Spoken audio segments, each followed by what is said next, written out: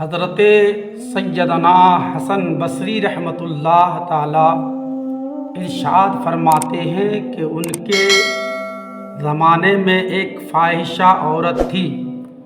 ان کا مشہور واقعہ سماعت فرمائیں اور اس واقعے کو سن کر آپ عبرت حاصل کریں کہ ایک فاحشہ عورت تھی جن کو اللہ تبارک و تعالی نے ان کے حسن کو انتہائی حسن و فاحشہ عورت کو عطا کیا تھا، لیکن وہ فاحشہ عورت بدکاری میں بھی انتہا درجے تک پہنچ چکی تھی۔ کوئی انسان اگر اسے دیکھ لیتا اور دیکھنے کے بعد ان کے قریب جانے کے لیے ان سے اپنی نفسانی خواہشات کو مٹانے کے لیے وہ 100 دینار طلب کیا کرتے تھے، لیکن یہ زمانہ اپنے نفسانی خواہش مٹانے کے لیے 100 دینار رقم دے کر اس سے اپنی نفسانی خواہشات کو مٹاتے تھے۔ لیکن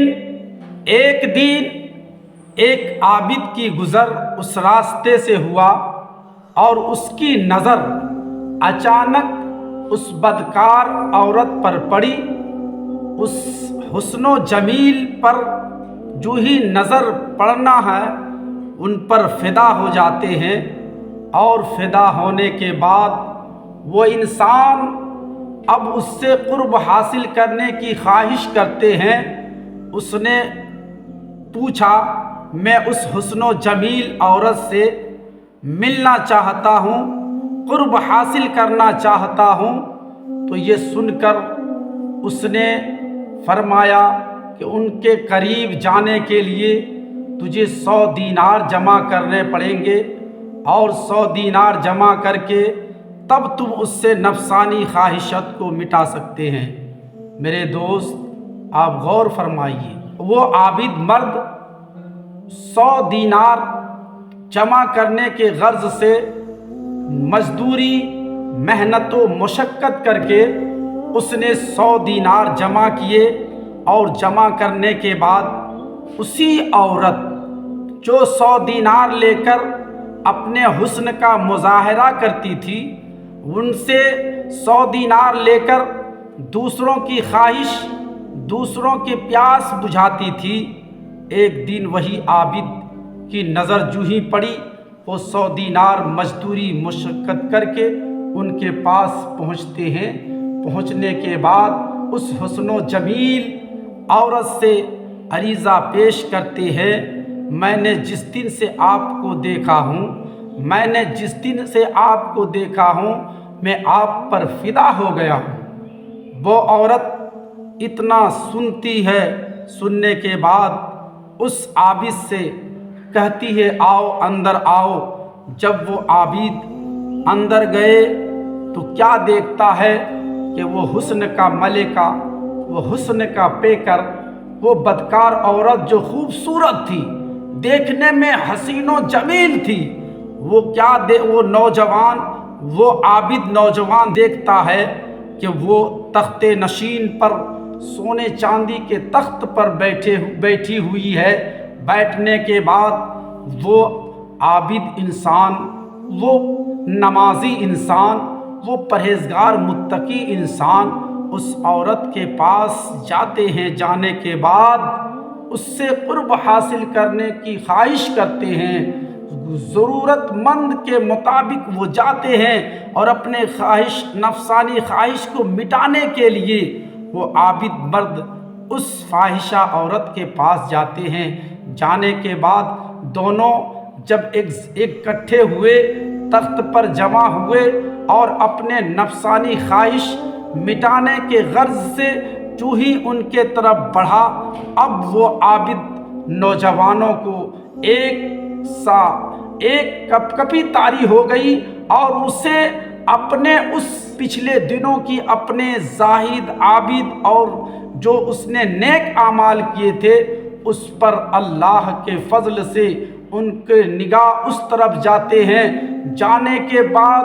وہ انسان، وہ نوجوان کے سینوں میں، قلب میں، تمام بدن کپی سے کانپنے لگے، تھر تھرانے لگے اور تھر تھرانے لگے اور کانپنے لگے۔ اتنا دیکھتے ہی دیکھتے وہ نوجوان کہتے ہیں، اے حسن کے ملکہ، میں تم سے بدکاری نہیں کر سکتا ہوں، میں تم سے بدکاری نہیں کر سکتا ہوں، میں تم سے اپنے نفسانی خواہشات کو نہیں مٹا سکتا ہوں، مجھے چھوڑو اور یہ 100 دینار بھی تم رکھ لو، مجھے پیسے کی ضرورت نہیں ہے، آپ اسے رکھ لو اور مجھے اپنے وطن جانے دو، اپنے گھر جانے دو۔ میرے دوست، آپ غور فرمائیے، جب وہ عابد کی نظر اپنے عبادت کی بنیاد پر پچھلے زمانے میں جو نیک وہ کام کیے تھے، جو کرتے آ رہے تھے، اس کے طرف جو ہی اس کی نگاہ پڑتی ہے، میرے دوست، وہ بدکاری کرنے کے غرض کی نیت سے گئے تھے، لیکن اسے اللہ تبارک و تعالیٰ کی حمد و ثنا جب یاد آتے ہیں، اللہ تعالیٰ کے، جب وہ عبادت گزار عابد تھے، جب اس طرف خیال جاتے ہیں، نفسانی خواہشات وہیں پر بھسم ہو جاتا ہے، ختم ہو جاتا ہے، اور اس فاحشہ عورت سے عریضہ پیش کرتا ہے کہ مجھے گھر جانے دو، ہم آپ سے بدکاری نہیں کر سکتے ہیں۔ میرے دوست، اتنا سننا تھا، وہ فاحشہ عورت اتنا سنتے ہی عریضہ پیش کرتے ہیں، آؤ تم آؤ میرے قریب آؤ، آؤ تم میرے قریب آؤ، تو اپنے نفسانی خواہشات کو مٹانے کے غرض سے آئے تھے، تجھے کیا ہو گیا؟ کہا، میں آپ سے نفسانی خواہشات نہیں مٹا سکتا ہوں، جو میں نے آپ کو 100 دینار درہم دیے ہیں، 100 دینار دیے ہیں، آپ اسے رکھ لو، مجھے جانے دو۔ یہ کہہ کر جو ہی وہ نکلتے ہیں، نکلنے کے بعد اب اس فاحشہ عورت کی نیت تبدیل ہو جاتے ہیں، چینجنگ ہو جاتے ہیں۔ وہ فاحشہ عورت کہتی ہے، ہم تم سے شادی کریں گے، ہم تم سے نکاح کریں گے۔ وہ عابد مرد عریضہ پیش کرتے ہیں، جب تک ہم گھر نہیں جائیں گے، فیصلہ نہیں کر لیں گے، اس وقت تک تم سے نکاح نہیں کر سکتے ہیں۔ میرے دوست، اتنا کہہ کر وہ عابد پرہیزگار انسان اپنے گھر آتے ہیں، گھر کے کاموں میں ملوث ہو جاتے ہیں، لیکن کچھ دنوں کے بعد وہ فاحشہ عورت جب اس نوجوان کو نہیں دیکھتی ہے تو وہاں سے ان کا ایڈریس، ان کا پتہ، ان کے گھر جاتے ہیں۔ جانے کے بعد دروازے پر دستک دیتی ہے، آواز آتی ہے، کون؟ تو کسی نے کہا کہ ایک عورت آئی ہے جو آپ سے ملنا چاہتے ہیں، آپ سے ملاقات کرنا چاہتے ہیں۔ میرے دوستوں اور بزرگوں، جب وہ عابد اپنے دروازے کو کھولتے ہیں، کھولنے کے بعد جو ہی اس کی نگاہ اس فاحشہ عورت پر پڑتی ہے، منہ سے صدا آتی ہے، اللہ اکبر، چیخیں مار کر وہ انسان زمین پہ گر جاتے ہیں۔ گرنے کے بعد پاؤں ہاتھ ٹھنڈے پڑ جاتے ہیں۔ پڑنے کے بعد جب وہ فاحشہ عورت دیکھتی ہے، چھوتی ہے، لیکن کیا ہوا؟ کیا آخر مجھے دیکھ کر اسے ایسا کیا ہو گیا جو وہ ایک چیخ مارنے کے بعد وہ زمین پہ گر جاتے ہیں؟ گرنے کے بعد کیا دیکھتے ہیں کہ اس کے جسم سے روح پرواز کر چکی ہے، اس کے جسم سے روح نکل چکی ہے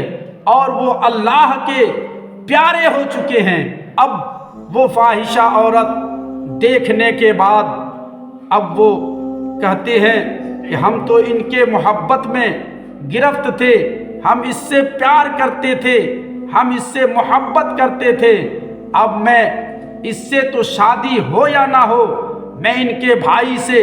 یقیناً میں شادی کروں گا، میں ان کے بھائی سے نکاح کر کے ان کے گھر بسانا چاہتا ہوں۔ میرے دوستوں اور بزرگوں، جب وہ فاحشہ عورت یہ سوچتی ہے کہ ہم جسے چاہتے تھے وہ تو ہمارا نہیں ہو پایا، لیکن ان کی محبت میں، ان کے پیار میں، ان کے الفت میں